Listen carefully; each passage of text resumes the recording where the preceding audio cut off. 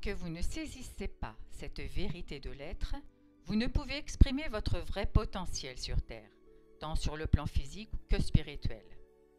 Aucun pays, aucun organisme religieux, aucun individu, aussi haut placé qu'il soit dans la société, ne pourra altérer le contenu de ces lettres.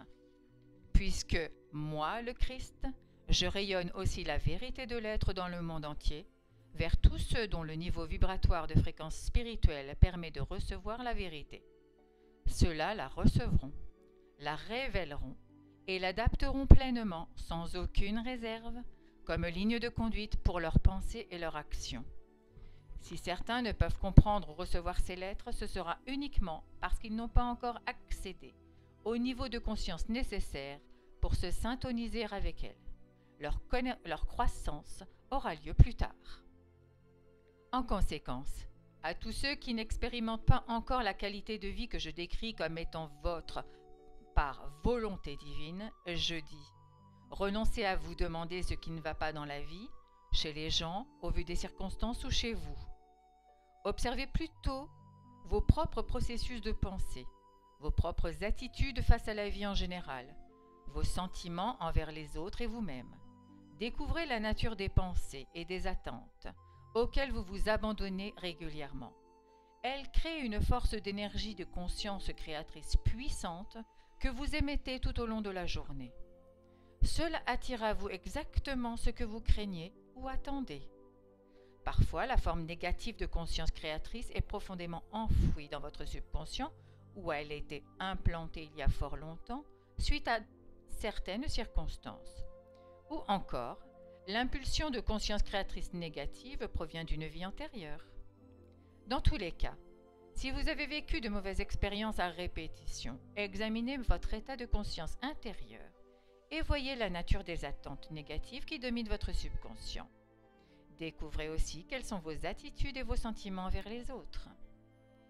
Vivez constamment dans l'harmonie des lois de l'existence. Exprimez-vous l'amour inconditionnel à tous les niveaux de votre vie, envers tout à chacun? Êtes-vous capable de voir la lumière de l'âme en toute créature vivante? Ou ne pouvez-vous voir que la pulsion de leur ego, leur part d'ombre? Avez-vous conscience que pour chaque personne que vous rejetez ou critiquez, peut-être moi, le Christ, je nourris l'amour et la compassion les plus élevées à chaque instant? J'irradie mon amour inconditionnel vers tous. Gardez constamment à l'esprit que votre source de l'être est dans deux états simultanés, en équilibre et en activité. L'état actif de votre source de l'être est la dimension dans laquelle vous avez été conçu et avez reçu l'individualisation. L'équilibre de la conscience universelle est la dimension de silence et d'immobilité parfait, dans laquelle les impulsions de créativité sous-jacentes sont étroitement liées dans l'étreinte de la contrainte mutuelle.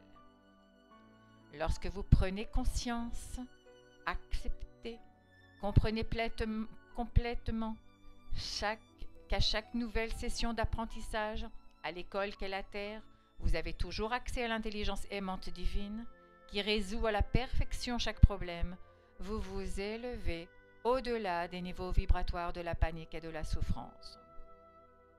Vous réglez dès lors vos problèmes rapidement et en douceur, et prenez conscience que votre réserve de sagesse et de connaissance s'enrichit de façon multiple. C'est ainsi que vous évoluez à chaque niveau de votre être.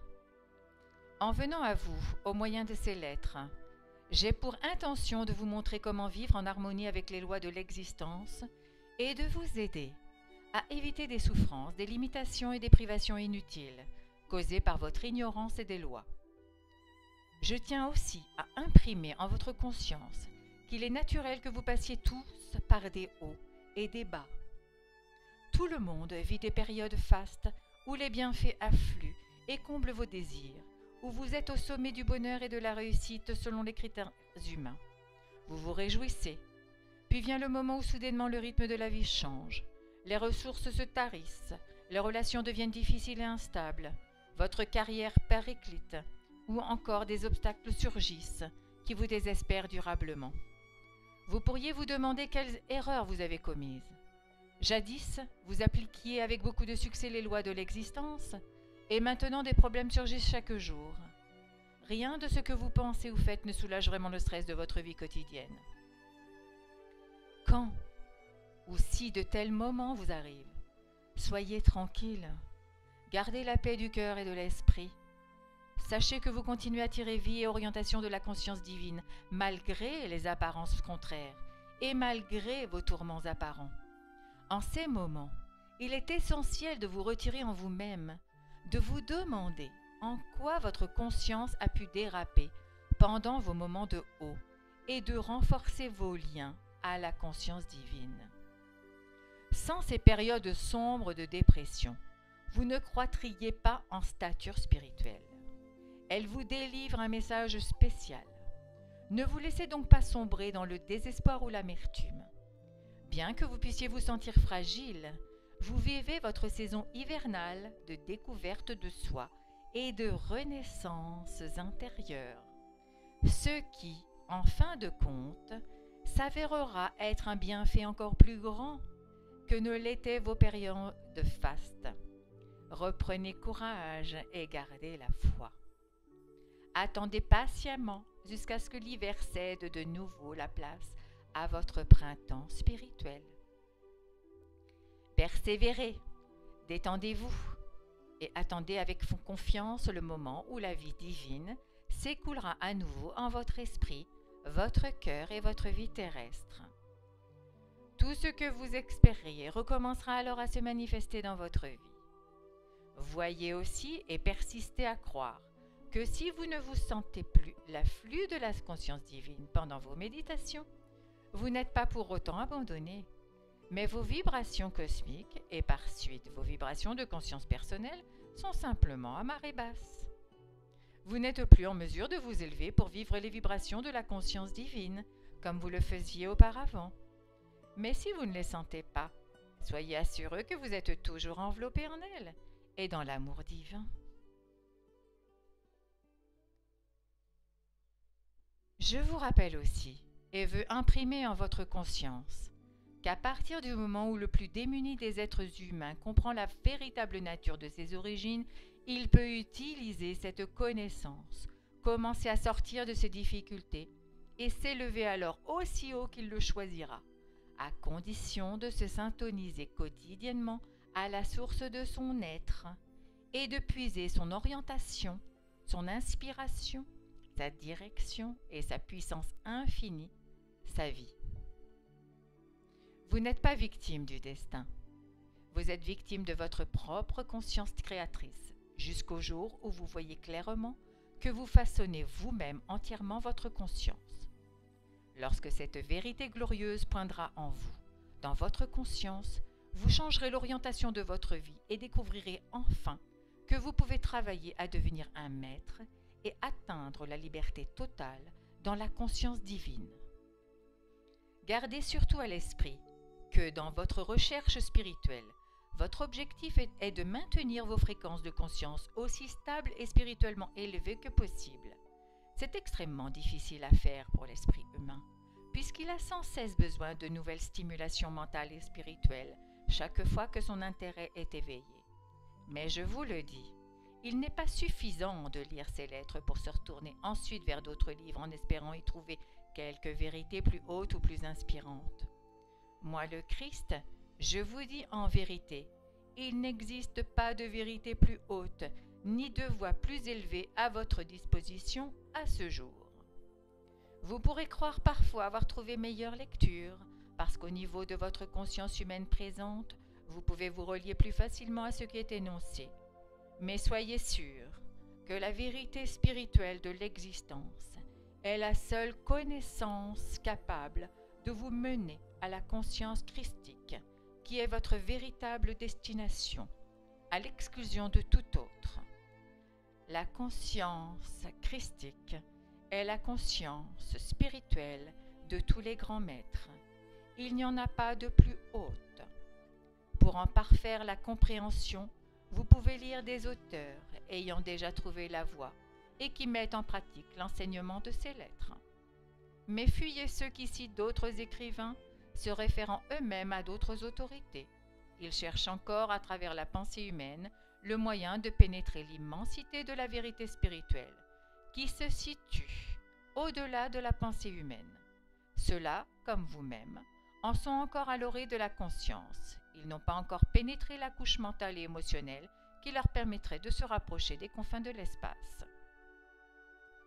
Fuyez ceux qui aiment la magie liée aux pratiques occultes ou écrivent sur le sujet, et vous incitent à les pratiquer aussi, prenant l'usage de supports matériels pour vous dynamiser dans divers domaines de votre vie. En utilisant de tels supports matériels, cristaux, bougies, encens, bâtonnets parfumés par exemple, vous vous focalisez sur des objets et leur prêtez un sens au niveau humain, outre qu'ils vous sont agréables à utiliser. Mais ils attachent votre conscience humaine à des représentations bien terre à terre, vous maintenant constamment à un certain niveau de conscience que vous ne pouvez dépasser. Si vous voulez vous élever dans les véritables dimensions spirituelles de conscience, vous devez au contraire pénétrer puis transcender la dimension terrestre de la conscience humaine. La seule vraie énergie, la seule vraie force de la vie dynamique de guérison vient de votre contact constant avec la conscience divine. En continuant votre ascension, vous pénétrerez les vibrations plus fines des plans astraux, mais ne vous y attardez pas, car c'est à ces niveaux, ils ne sont encore que des manifestations de formes physiques supérieures de conscience, sans être pour autant votre véritable destination. La syntonisation avec la conscience divine et la totale maîtrise de soi devaient être votre raison de vivre et votre unique but.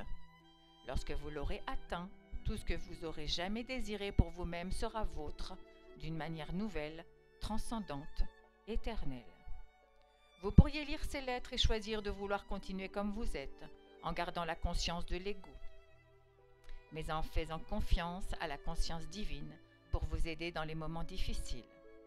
Sachez que la vie elle-même finira par vous convaincre et qu'il n'y a pas d'autre voie susceptible de vous apporter les récompenses que votre âme, cachée en attendant silencieusement l'heure de sa libération, aspire à recevoir, particulièrement celle de sa propre complète réunion à la conscience divine. Voici le plus grand cadeau que vous puissiez vous faire, à vous ou à quelqu'un d'autre. Acceptez avec gratitude en votre esprit et tentez de l'instiller à qui est ouvert à cela, la compréhension pleine et inspirée de qui vous êtes et les autres êtres en réalité et de ce qui peut vraiment s'accomplir lorsque vous et les autres abandonnez votre volonté propre et cherchez votre aide, votre orientation et la satisfaction de tous vos besoins auprès de la source de votre être. Devenez une lumière pour vous-même et pour qui peut la recevoir. Mais personne ne peut absorber un enseignement le ventre vide. Aussi faut-il nourrir le corps des gens de conditions pauvres pour les aider à se développer et à évoluer au plan physique et spirituel, si vous cherchez à leur transmettre des nourritures spirituelles. Soyez prêts à donner et sachez qu'en donnant, vous participez au système du donner et recevoir de l'univers tout entier. Il est impossible de donner sans recevoir en retour, à moins que vous-même croyiez vivre uniquement grâce à votre salaire, votre compte bancaire ou vos investissements. Si c'est là ce que vous croyez, alors c'est ce que vous vivrez. Tant que les gens resteront endormis, tant qu'ils ne s'éveilleront pas, jusqu'à voir clairement qu'ils sont l'individualisation de la source de leur être, cette combinaison des impulsions parfaites de création et d'amour, ils subiront l'attraction du matérialisme, les exigences de leurs désirs corporels et feront passer leur avancée personnelle au détriment de celle des autres, quel qu'en soit le domaine. Prise de pouvoir diverses, grève dans les affaires ou l'industrie, conflits relationnels allant jusqu'au meurtre, viol, guerre. Chaque fois qu'une personne agit sous l'emprise de l'ego au détriment d'autrui, la discorde et la colère s'installent.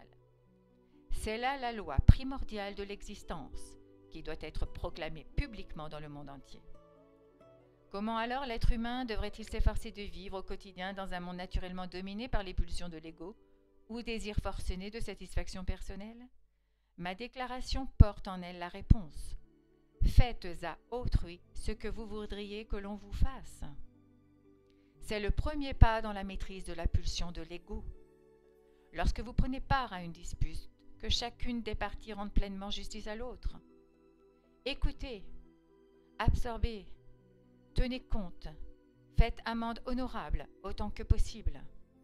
Assurez-vous que vos exigences, vous n'empiétez pas sur le bien-être d'autrui, à tout niveau, personnel, relationnel, professionnel ou autre. Rappelez-vous que ce que vous faites à autrui vous reviendra. Rappelez-vous que vos pensées, vos paroles et vos actes d'aujourd'hui se matérialiseront dans votre vie durant les jours, les mois ou les années à venir. Parfois, il faut des années pour récolter ce que vous avez semé, et vous aurez oublié que vous l'aviez semé. Cependant, soyez-en assurés, ce que vous faites aujourd'hui vous sera retourné sous une forme semblable, bien que vous puissiez peut-être ne jamais reconnaître ou percevoir le lien.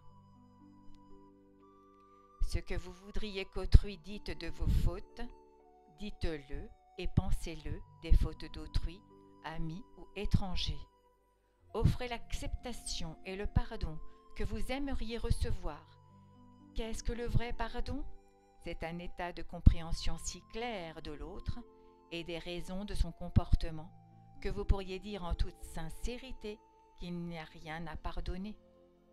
La loyauté, la bonté et la générosité que vous aimeriez recevoir en cas de coup dur, donnez-les aux autres lorsqu'ils ploient sous de lourds fardeaux. Ne vous détournez jamais d'eux froidement. Apprenez à regarder les autres ou une situation avec un discernement bienveillant. Voyez-les comme ils sont à l'instant présent, puis rappelez-vous que je les regarde avec amour et compassion. Si vous décelez que quelque chose en eux a besoin d'être amélioré pour leur propre bien et leur épanouissement à venir, regardez-les uniquement avec les yeux du cœur et de l'amour et voyez-les tels qu'ils pourront être dans le futur. En pensée, guidez-les vers leur source de l'être et sachez que votre prière les bénit et contribue à leur développement. Laissez la conscience divine vous guider pour savoir si vous pouvez ou non aborder avec eux le sujet de leur évolution. Demandez comment les aider à accepter les conseils et contribuer au succès de leur développement personnel. Si quelqu'un souhaite vous dire combien vous l'avez blessé à un moment quelconque, demeurez immobile ou asseyez-vous calmement et voyez quels défis rencontrent les pulsions de votre ego. C'est un moment crucial pour vous, votre plus grand test. Qu'allez-vous faire? Vous trouverez-vous des excuses et vous défendrez-vous en estimant et soutenant que vos actes n'auraient pas dû blesser l'autre et qu'ils étaient entièrement justifiés vu la situation? Si c'est là votre réponse, alors les pulsions de votre ego dominent encore complètement votre conscience. Si toutefois, vous percevez que vous vivez là votre instant de vérité, et si, fait de cette prise de conscience, vous restez tranquille et silencieux à écouter l'autre s'exprimer la souffrance que vous lui avez causée, vous avez maîtrisé pour la première fois votre ego. Ensuite, la chose urgente à faire est de repousser fermement le besoin de vous défendre et d'essayer de vous ouvrir sincèrement à ce que l'autre vous dit. Cela ne sera possible que si vous réussissez à faire taire suffisamment vos voix intérieures pour vous placer dans un espace où l'empathie avec la souffrance de l'autre est possible. Vous pourrez écouter ce qu'il a à dire et recevoir sa peine dans votre cœur. Si cela se produit, vous vous serez réellement mis dans la peau de l'autre. Quand vous vous serez réellement mis dans la peau de l'autre et aurez ressenti sa peine, vous voudrez lui dire du fond du cœur combien vous regrettez ce que vous avez fait. Une fois la peine que vous avez infligée par ignorance devenue votre propre peine, vous voudrez absolument, par des mots affectueux, éliminer tout résidu de la peine de la conscience de l'autre.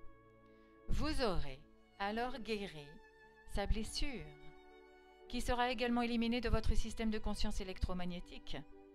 Vous aurez remporté une grande victoire sur vous-même. Vous aurez atteint ce point de force intérieure et d'endurance, où vous pouvez sincèrement percevoir que la réalité de l'autre a autant de valeur que la vôtre. Vous aurez reconnu et accepté que les autres puissent être blessés par vos actes, tout autant que vous pouvez l'être par les actes des autres. Une fois ce grand moment de vérité vécu, vous saurez passer facilement de vous aux autres et pourrez vous mettre à leur place aussi facilement qu'à la vôtre. S'établira alors un bel équilibre entre les besoins d'autrui et les vôtres et vous connaîtrez la paix puisque vous traiterez les autres avec équité et générosité. Vous levez dès lors les barrières entre vous et les autres et les accueillez dans votre cœur. Vous connaissez maintenant à abaisser vos défenses, aussi finirez-vous par atteindre l'estime de soi et la paix de l'esprit. Cette nouvelle compréhension des sentiments d'autrui vous inspirera un grand respect sur eux. Vous aurez toujours envie de les traiter avec équité et de leur donner leur dû. Vous vous refuserez à profiter de leur bon cœur, à les humilier, à rabaisser leur amour-propre. Vous serez toujours prêt à les encourager et à les aider lorsqu'ils seront dans la peine, physique ou émotionnelle. Vous adopterez le même comportement vis-à-vis de vous-même. Vous deviendrez votre propre conseiller, soutien, guérisseur. Vous mettrez chacun, quel que soit son statut social, sur un pied d'égalité avec vous. Et verrez que vous-même êtes l'égal de l'autre, fût-il roi, pape ou président, car sous les apparences, vous saurez que vous êtes tous deux issus de la grande unité de l'être. C'est pourquoi vous ne vous sentirez plus en inadéquation, quelle que soit la situation, parce que vous aurez avancé en force et sagesse attirés par la conscience divine et reconnaîtrez que vous aussi avez des droits égaux à ceux d'autrui. Tout en gardant votre calme, vous ne permettrez plus à personne de profiter de vous. Vous exprimerez votre pensée avec clarté et sincérité dans le respect des sentiments d'autrui. Vous refuserez de dénigrer les autres ou de les rabaisser. Au contraire, vous prendrez toutes les précautions pour sauvegarder leur estime d'eux-mêmes tout en exprimant votre vérité avec clarté et amour.